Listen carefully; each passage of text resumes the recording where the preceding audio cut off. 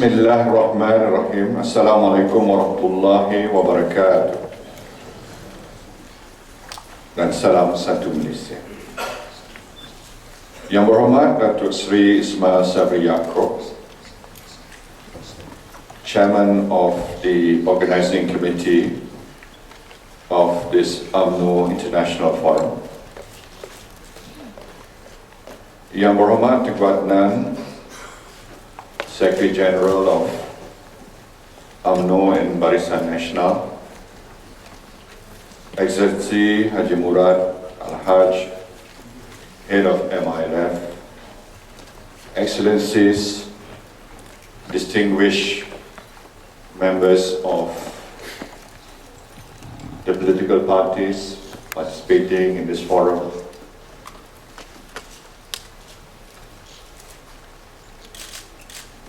ladies and gentlemen.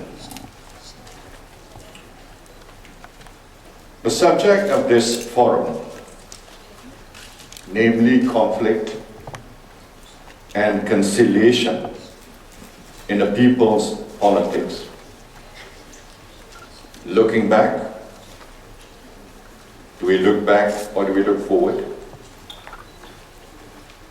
It's not only timely but of great significance. In today's world, which has not seen the end of conflict and turmoil. In recent times, we have seen new conflicts breaking out in many parts of the world, namely Gaza, Syria, and a number of other places.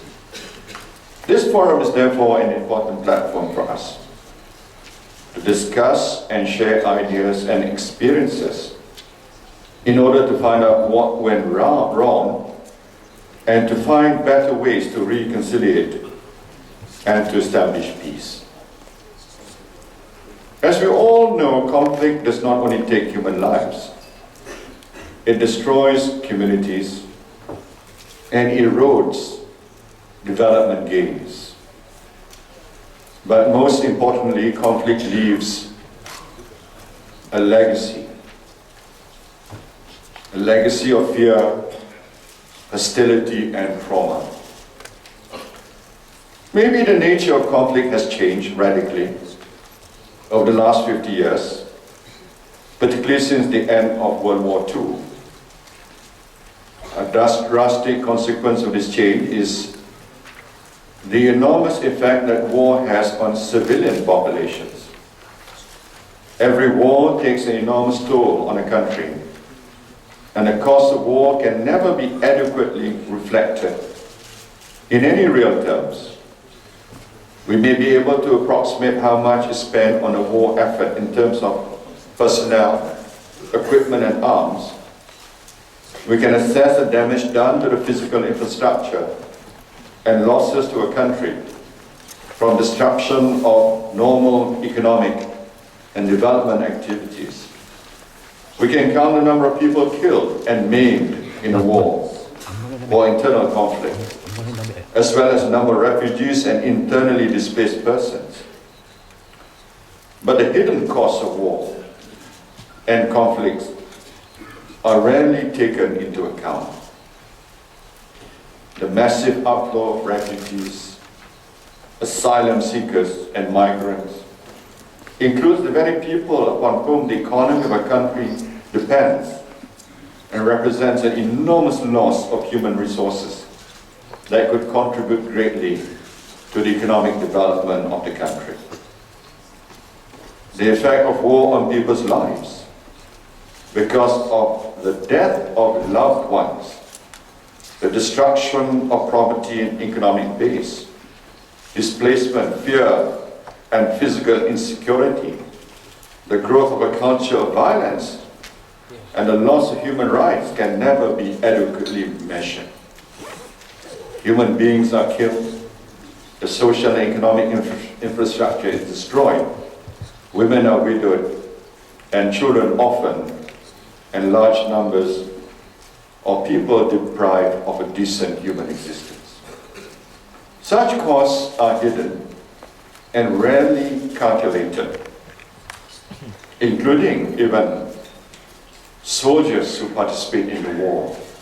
When they go back home, the trauma of getting involved in the war, even though they come back as victors, can be very considerable. Internal wars can deeply damage and erode the traditional value system and moral foundation of the affected society.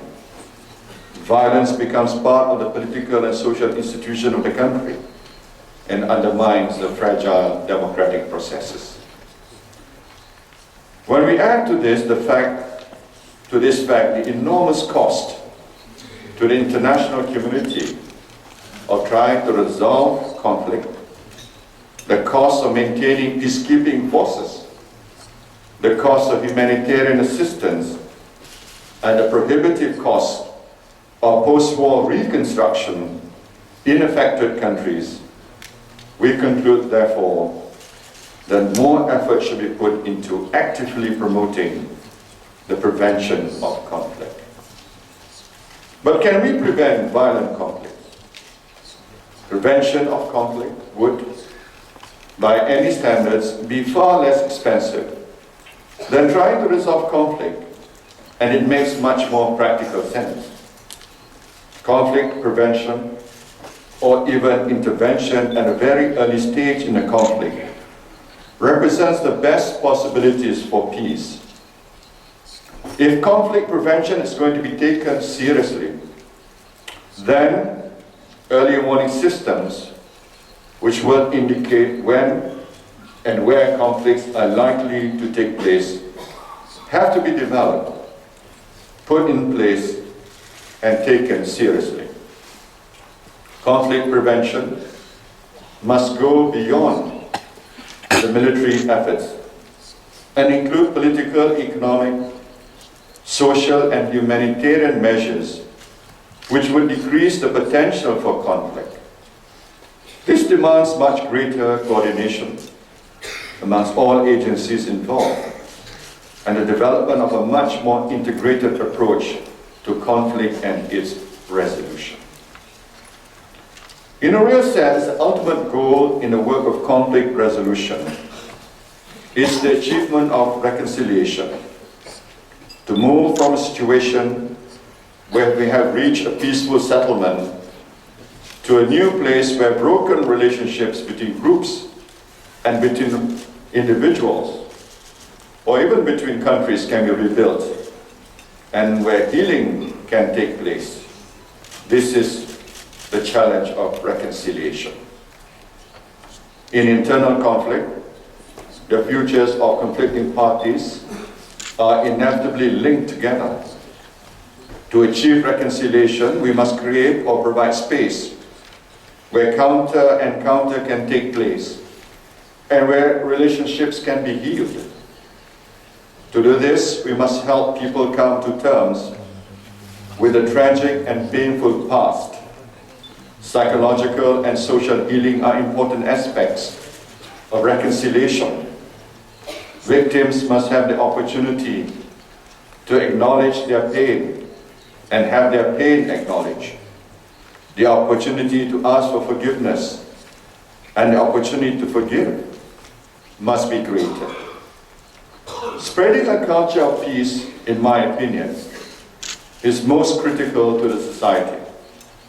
If the society is to come out of the shadows of conflict and make a new beginning, its members must be inculcated in a culture of peace.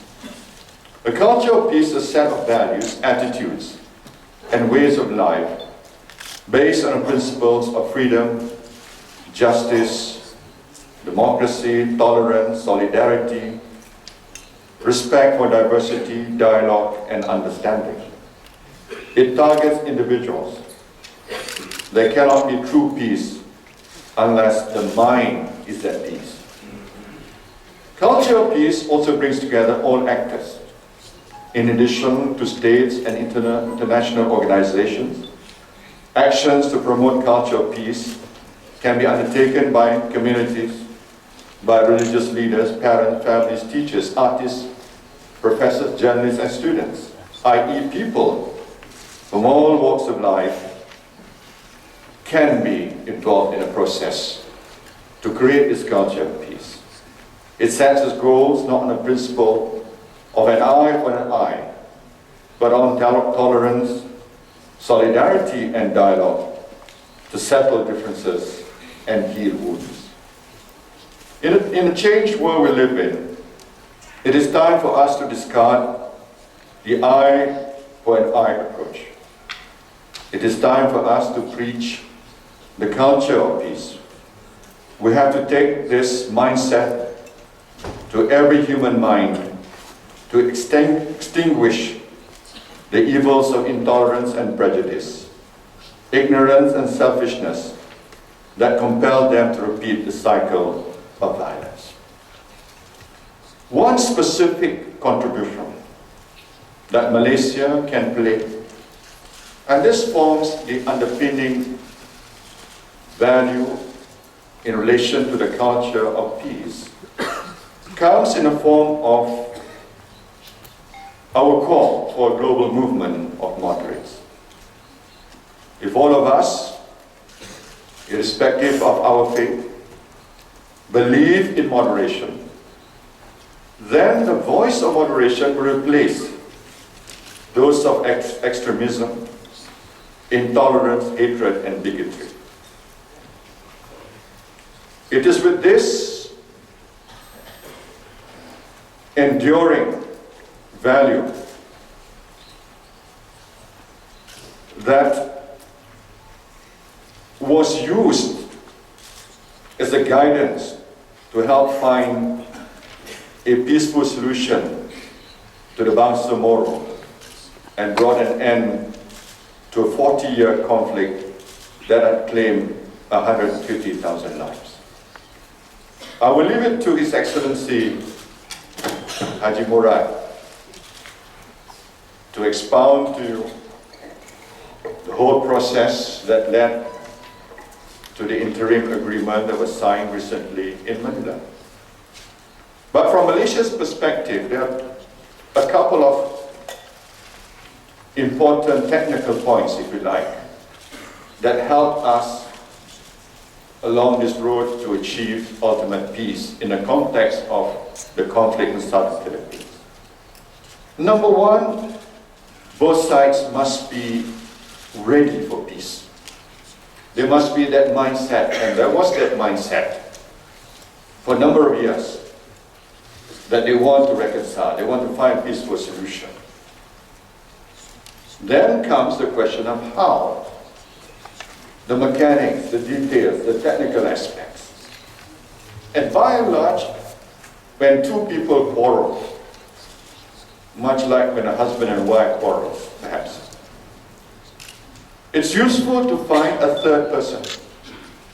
And in the case of the conflict in southern Philippines, they found us, they found Malaysia.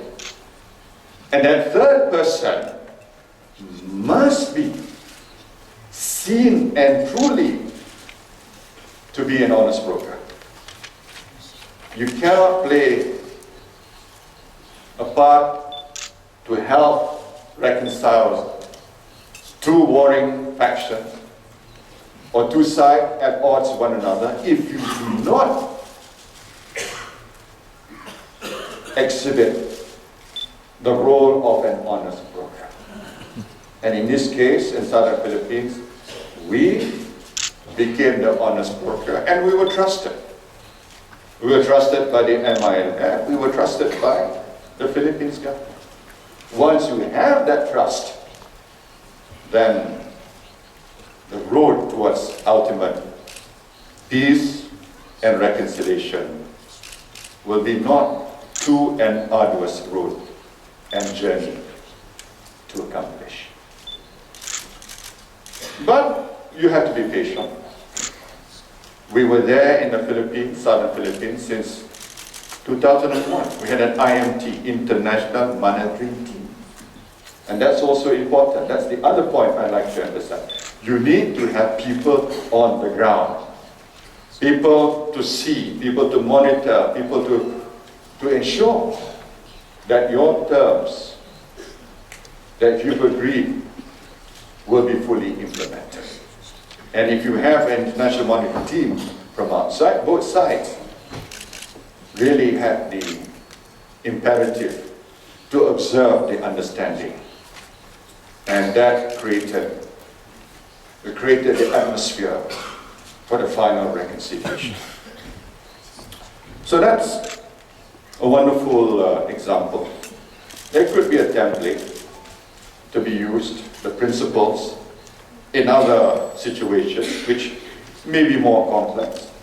Certainly Gaza and the whole Palestinian issue is a hugely more challenging and complex situation, but I have urged, others have urged, when I was in Phnom Penh recently, I urged President Obama, please intervene, please do something. And I was grateful. The same night, he made many phone calls to the Middle East, and at least we have some sort of truce, for the time being at least.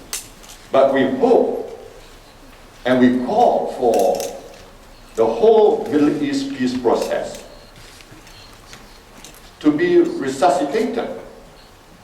And that has to be based on the principle of somebody has to be an honest broker, to be fair to the Palestinian and to be fair to the Israelis too, based on the two-state solution.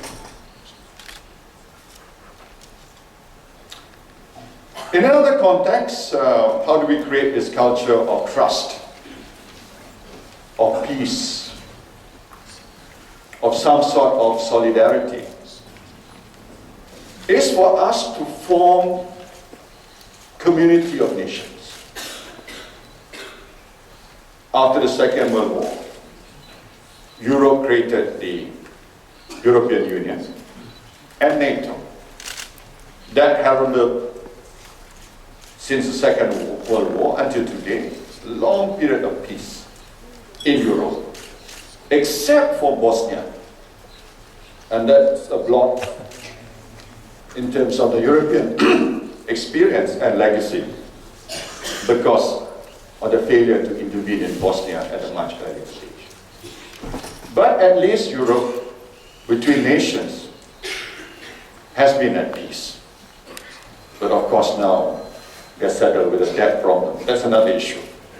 But in terms of the conflict between nations, European Union, NATO created that sense of peace and solidarity. And closer to home, by 2015, ASEAN will be a community.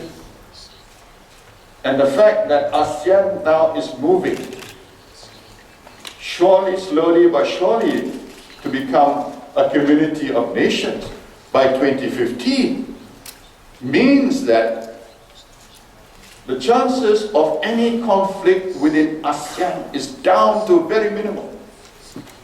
Because we have the sense that we're going to be a community. And at a recent ASEAN summit, I could see that. I mean, all ASEAN leaders, without exception, we are looking forward to the creation of ASEAN as a community. And what does that mean? It means that we must be together. It means that there must be an ASEAN solidarity. It must be that sort of sense that we are a community. And if you are a community, you cannot be at odds with one another. Certainly, but if you have problems within ASEAN, and we do have some problems within ASEAN, some boundaries, some maritime boundaries have not been resolved, totally resolved. But we have to find the mechanism for it. We have to find the way to move forward for the ultimate resolution of such differences. And there will be differences between neighbors, but differences can be resolved, differences can be reconciled. There are mechanisms for this. So we look forward to a long, long period of peace and stability in this part of the world. Even in the context of the South China Sea, which has been played out by the press during the conference, as though the ASEAN summit was defined by the South China Sea issue, but actually the summit was much more than that. Even that, as complex as South China Sea, there are principles. For example, the Treaty of Amity and Cooperation, the Declaration of Conduct, and making it, translating to the Code of Conduct, where countries agree not to use force. Countries agree not to increase tension. Countries agree that we should sit down, negotiate, no matter how difficult it is, no matter how complex it is, no matter how long it takes, it doesn't matter. What matters is that the entire region must be a region of peace and stability. And this must be our commitment. Whether you're a big power or a small power, we must be committed to peace and stability. Because that is the bedrock of prosperity. For economic gains, for development to take place, for change and transformation, what that requires, it requires peace and stability. Without peace and stability, it's as basic as that. Maybe it's just too basic, but it's worth reminding ourselves. Something that might be so basic, but sometimes our actions may actually exacerbate the problems. And therefore, we need to remind ourselves, as responsible leaders, as responsible members of political parties, we must play our part. And that's the reason why we are here at this international forum. For us not to be warlike in our thinking, but for us to go back with a sense that we all have our role to play as part of the political process in our respective countries, to ensure that this entire region and beyond to be a region of peace and stability and hence prosperity. Ladies and gentlemen, the 20th century left us a legacy of war and conflict amongst nations. Unfortunately, the 21st century started in a similar way. However, it is not a time to despair, for the dream of having a better and safer world has not vanished. As a number of violent conflicts still continue in different parts of the world, it is time to renew efforts to stop the tragedy of war and conflict. Ultimately, we have no choice but to take the path of peace. And peace can be built only through and not with passivity. We have been clear, honest, and open in our desire to make this world a peaceful place. As a small nation, this is the role most suited for us, for Malaysia. Drumming up support for people affected by conflict, who have been among the biggest victims of bloodshed, no matter where in the world. War is a tragedy that will cause nightmare and haunt its victim for the rest of their lives. On this note, I wish the delegates and participants to this forum a productive and interesting conference, and may our prayers be with the victims of war and conflict, regardless of where they are. On that note, it gives me great pleasure to declare the third UMNO International Forum officially open. Thank you. Thank you to Yang Datuk Seri Najib. Thank you for words of wisdom, and as you have shown, leadership is big.